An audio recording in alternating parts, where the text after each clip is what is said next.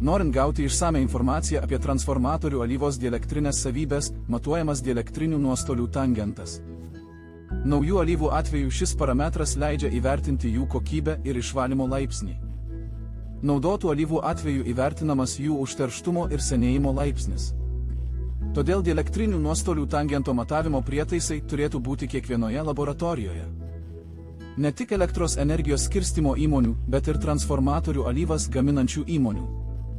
Bendrovė Globecor sukūrė prietaisą TOR3 skirtą izoliacinės alyvos dielektriniams nuostoliams tangentui ir dielektriniai skvarbai matuoti. TOR3 prietaisas valdomas kompiuteriu, kuris nurodo tam tikrus veiksmus. Jie atliekami automatiniu režimu, o rezultatas išvedamas į šį kompiuterį. Prijungus prietaisą prie elektros tinklo, į įrenginį galima nusiųsti komandą pradėti matavimus, kurie paprastai atliekami su 90 laipsnių Celsijaus temperatūros alyva. Kaitinimas užima didžiąją dalį matavimo ciklo laiko. Siekiant sutrumpinti TOR3 įrenginio matavimų trukmę, jame įrengta matavimo kamera su vidine šildymo sistema. Taip vyksta arba pagreitinamas kaitinimas ir temperatūros stabilizavimas. Prietaisas greitai pasiekia reikiamas sąlygas ir vos per kelias minutes pradeda matuoti dielektrinių nuostolių tangento ir dielektrinės skvarbos vertes.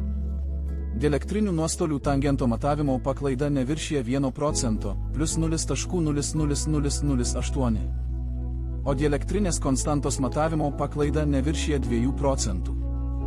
Didelis matavimų tikslumas ir stabilumas pasiekiamas naudojant naujas technologijas, kurias Globecor įdiegė kurdama etaloninį kondensatorių, taip pat preliminariai kalibruojant tuščią matavimo elementą naudojant specialią programinę įrangą. Ši programinė įranga palengvina 10 skirtingų ląstelių kalibravimą ir rezultatų saugojimą. Visos ląstelės yra keičiamos viena kita, todėl jas galima naudoti viename prietaise be pakartotinio kalibravimo. To reikėtų, jei visiems matavimams būtų naudojama viena ląstelė. Kad TOR3 prietaisą būtų lengviau naudoti, prie kitų mėginių tyrimo pereinama neišėmus ląstelės.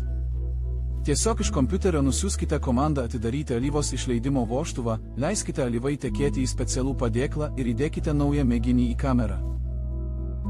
Kai įrenginys išjungtas, jį galima lengvai perkelti ant darbo stalo arba nešiotis po laboratoriją, nes visi elektroniniai moduliai išdėstyti kompaktiškai, jis sveria nedaug ir turi patogias korpuso rankenas. Nė vienas TOR3 įrenginio matmuo neviršija 45 cm ir sveria tik 5,5 kg. Įrenginyje yra mikroprocesorius, skaitmeninis analoginis keitiklis ir aukštos įtampos stiprintuvas, leidžiantis generuoti norimos formos ir veikimo formos bandomąjį signalą plačiame amplitudžių diapazone. Todėl TOR3 yra gana universalus ir gali būti naudojamas dielektrinių nuostolių tangentui matuoti pagal skirtingus bandymo įtampos standartus. Prietaiso eksploatavimo saugumą užtikrina patvarus korpusas ir viršutiniai dangteliai, pagaminti iš izoliacinių medžiagų.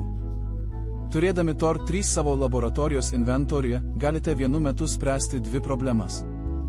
Nustatyti, ar nauja alyva tinka transformatoriams užpildyti ir kiek laiko galima naudoti esamą alyvą jos nekeičiant ar regeneruojant. Taip padidinamas transformatorių veikimo patikimumas ir išvengiama avarinių situacijų susijusių su izoliacijos sistemos gedimais. Kokias dar funkcijas, galimybes ir programas norėtumėte matyti šiame prietaise? Praneškite mums komentaruose. Daugiau informacijos rasite mūsų svetainėje www.globecor.com.